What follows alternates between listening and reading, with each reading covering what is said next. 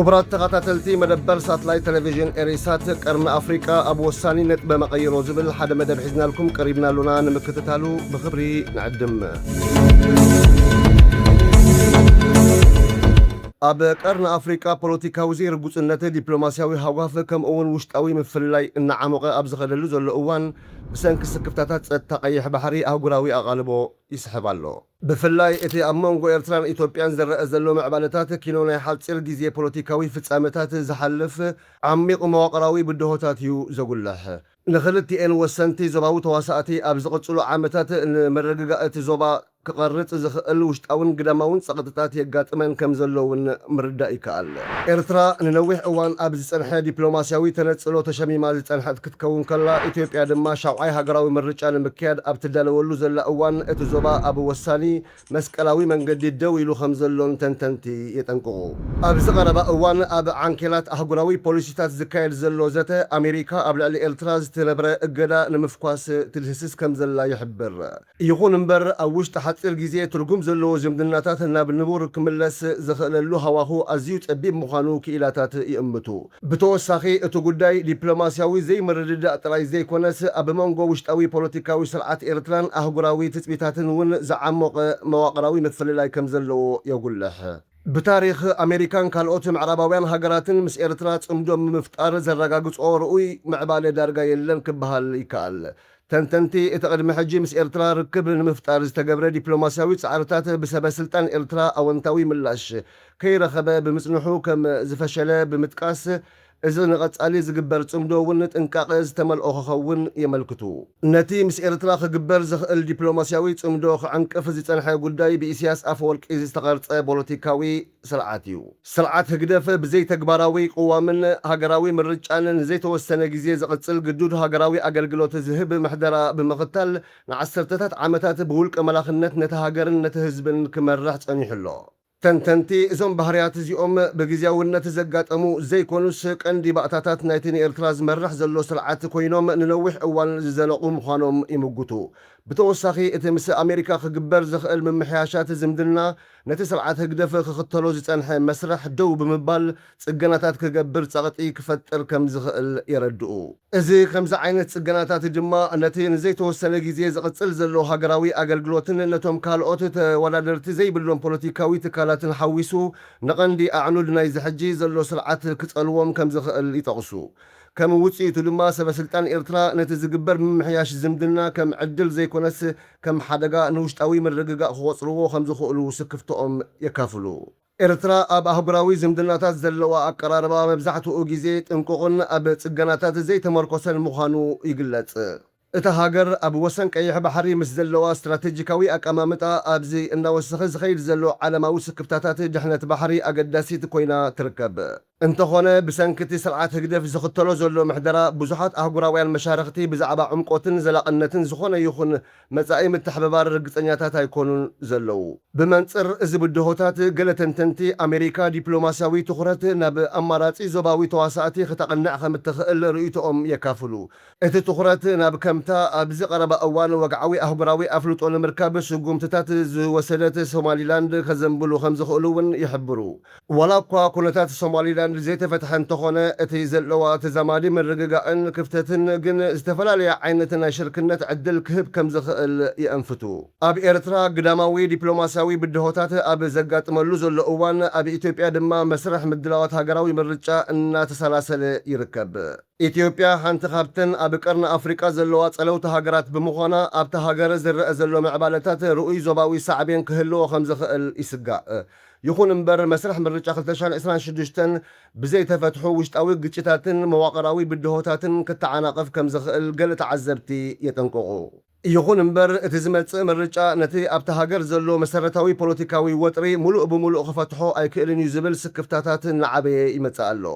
ሓደ ካብቲ ኣዝዩ ዘካትዕ ዘሎ ጉዳይ ድማ ሰበስልጣን ኢትዮጵያ ንህወሓት ካብ ሃገራዊ ፖለቲካዊ ተሳትፎ ክእለ ምግባሮም እዩ። ነቲ ዓብዪ ታሪኻውን ፖለቲካውን ትርጉም ዝነበሮ ውድብ ኣግሊልካ ዝካየድ ዘሎ መስርሕ ምርጫ ብዛዕባ ተኣማንነቱን ሓቋፍነቱን ስክፍታታት ኣበጊሱሎ። ነቐፍቲ ዝተፈላለየ ፖለቲካዊ ረብሓታትን ዞባዊ መንነታትን ኣብ ዘለዋ ሃገር ኣብ ሃገራዊ ትካል እምነትን ምህናፅ ንኹሉ ዝሓቁፍ ተሳትፎ ኣገዳሲ ምዃኑ ብምስማር ወሰንቲ ፖለቲካዊ ውድባት ኣግሊልካ ዝካየድ ምርጫታት ነቲ ኣብ ትካላት መንግስቲ ዘሎ ህዝባዊ እምነት ክሽርሽርን ንሕጋውነት ውፅኢት ምርጫ ክጉድልን ከም ዝኽእል ይምግቱ። እቲ ካልእ ንኢትዮጵያ ዓብይ ብድሆ ኮይኑዋ ዘሎ ኸኣ እቲ ኣብ ከም በዓል ትግራይ ኣምሓራን ኦሮምያን ዝኣመሰላ ክልላት ኣብ መንጎ ሓይልታት ፌደራልን በብኸባቢኡ ዘለዉ ዕጡቓት ጉጅለታትን ዝፍጠር ዘሎ ግጭት ዘስዕቦ ዘይምርግጋእን ምምዝባልን ዘይውሑስ ኩነታት እዩ። እዚ ብድሆታት እዚ ነቲ መንግስቲ ስሙሩን ተኣማንን ሃገራዊ ምርጫ ንምክያድ ክህልዎ ዝግባዕ ዓቕሚ ይበታትኖ ከም ዘሎ ይግለጽ። ፀገም ኢትዮጵያ ብምርጫ ጥራሕ ክፍታሕ ከም ዘይክእል ብዙሓት ተዓዘብቲ ይገልጹ። እቶም ዝረኣዩ ዘለዉ ፀገማት ዝፍትሑ መንግስቲ ፌደራል ንሕቶ ህዝቢ ዝምልስ ዳግማይ ምትእምማን ዝሃንፅን ንመጻኢ ሃገር ናይ ሓባር ራእይ ዝፈጥርን ኩለ መድያዊ ሃገራዊ ዘተ ምስ ዝካየድ ምዃኑ እውን ይዝርዝሩ። ከምዚ ዓይነት ፃዕሪ እንተዘተገይሩ ግና ምርጫ ለውጢ ንምምጻእ ዘይኮነስ ንይምሰል ይግበር ከም ዘሎ ብተወሳኺ የብርሁ። ተንተንቲ ፌደራላዊ ስርዓት ኣብተን ድልዱል ቁጠባን ዝማዕበላ ትካላትን ዘለዎን ሃገራት ብዕውት መንገዲ ክሰርሕ ከም ዝኽእል ይሕብሩ። ከም ኣብነት ድማ ኣብታ ምዕሩይ ምክፍፋል ሃብትን ትካላዊ ምርግጋእን ዘረጋገፀት ስዊዘርላንድ ፌደራሊዝም ብግቡእ ከም ዝሰርሕ ይጠቕሱ። ኣብ ኢትዮጵያ ግና ቁጠባዊ ድሩትነት ዝተፈለየ ክውንነት ፈጢሩ ከም ዘሎ የገንዝቡ። እታ ሰፊሕ ድኽነትን ድሩት ሃብትን ዘለዋ ኢትዮጵያ ተኸተሎ ዘላ ብሄራዊ ፌደራሊዝም ኣብ ክንዲ ወጥሪ ዘጉድል ጉጅለታት ፖለቲካዊ ስልጣንን ቁጠባዊ ዕድላትን ንምስፋሕ ዝወዳደሩላ ሃገር ኮይና ብምህላዋ ፍልልያት ይዓምቕ ኣሎ። ከም ውፅኢቱ ድማ ኣብቲ ሃገር ዘሎ ስርዓት ፌደራሊዝም ብኸመይ ክቕፅል ከም ዝኽእል ኣብ ሕቶ ኣትዩሎ። ብዛዕባ መሰል ዜግነት ክልላዊ ስልጣን ከምኡውን ሚዛን ሓይሊ ኣብ መንጎ ፌደራልን ከባብያዊ መንግስታትን ዝቐርብ ዘሎ ሕቶታት ከዓ ኣዝዮም ኣካታዕቲ ኮይኖም ይቕፅሉ ኣለዉ።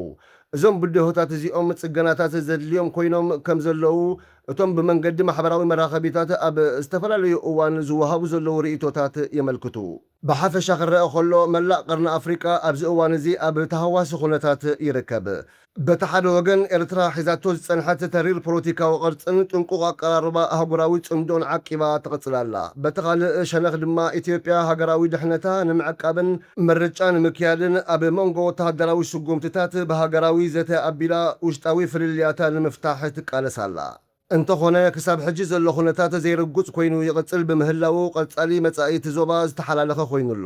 ሓደ ካብቲ ብህፁፅ ዝጥመት ዘሎ ጉዳይ ምስ ተበጻሕነት ቀይሕ ባሕርን ስትራቴጂካዊ ኣቀማምጣ ኣብ ዙርይኡ ዘለዋ ሃገራትን ኮይኑ ኣብቲ ዞባ ሓድሽ ምዕባለ ክህሉ ይኽእል እዩ። ብፍላይ ዓለማውያን ሓይልታት ኣብ ዞባ ቀርኒ ኣፍሪቃ እናዓበየ ዝኸይድ ዘሎ ተገዳስነት ኣብ ዘርእይሉ ዘለዉ እዋን ምቁፅጻር መስመራት ንግድን ወደባትን ዝያዳ ተሃዋሲ ኮይኑሎ። ዝኾነ ይኹን ዝውሰድ ጉጉይ ኣተሓሳስባ ኣብ መንጎ ጎረባብቲ ሃገራት ጥራይ ዘይኮነስ ኣብ መንጎ ተወዳዳሪ ረብሓታት ዘለዎን ኣህጉራውያን ተዋሳእቲ እውን ወጥሪ ክዕቢ ከም ዝኽእል ድማ ይግመት። ካልእ ወሳኒ ጉዳይ ድማ ኣብ መንጎ ምሕደራን ህዝባዊ እምነትን ዘሎ ርክብ እዩ። ኣብ መላእ እቲ ዞባ ኣብ መንጎ መንግስታትን ዜጋታትን ናይ ኣረኣእያ ክፍተት ይዓብሎ። ፖለቲካዊ ስርዓታት ምግላልን ምላሽ ዘይህብ መስርሕ ዘርእዩ እንተደኣ ኮይኖም ምርግጋእ ንምዕቃብ ዝያዳ ክኸብድ ከም ዝኽእል ርዱእ እዩ። ነዚ ብድሆታት ንምፍታሕ ኣብዚ እዋን እዚ ምርጫ ካብ ምክያድ ንላዕሊ ሰብኣዊ መሰላት ምኽባር፣ ሃገራዊ ዘተ ምክያድ፣ ትካላዊ ጽገና ምግባርን ንኹሉ ዝሓቁፍ ምሕደራ ምጥጣሕን ክሓይሽ ከም ዝኽእል ተዓዘብቲ ይምዕዱ። ኮታስ ንህዝባዊ ድሕነት ተሓታትነት ሃገራዊ ሓድነት ካብ ጸቢብ ፖለቲካዊ ረብሓታት ንላዕሊ ቀዳምነት መሃብ ከም ዘድሊ የስምሩ። ከምዚታት እንተዘይተገይሩ ግና ሓደጋታት ቀጻሊ ዘይምርግጋእን ምብትታንን ክቕጽል ተኽእሎ ከም ዘሎ የጠንቅቑ። እቲ ሕጂ ዝረአ ዘሎ ምዕባለታት ኣብ ዲፕሎማሲ ይኹን ኣብ ውሽጣዊ ፖለቲካ ንመጻኢ ኤርትራን ኢትዮጵያን ጥራይ ዘይኮነስ ንኣንፈት መላእ ቀርኒ ኣፍሪቃ እውን ክቐርጽ ዝኽእል ስለ ዝኾነ ውሽጣዊ ፍልልያት ብሰላማዊ ዘተ ምፍታሕ፣ ድሕንነት ዜጋታት ምሕላው ከምኡውን ኣብ መንጎ መንግስታት ጎረባብቲ ሃገራትን ዞባዊ ተዋሳእትን ሃናፂ ዲፕሎማስያዊ ዝምድናታት ብምፍጣር ሓባራዊ ረብሓታት ኣብ ምርግጋጽ ዘተኮረ ምትእስሳር ምድልዳል የድሊ። ሰላም።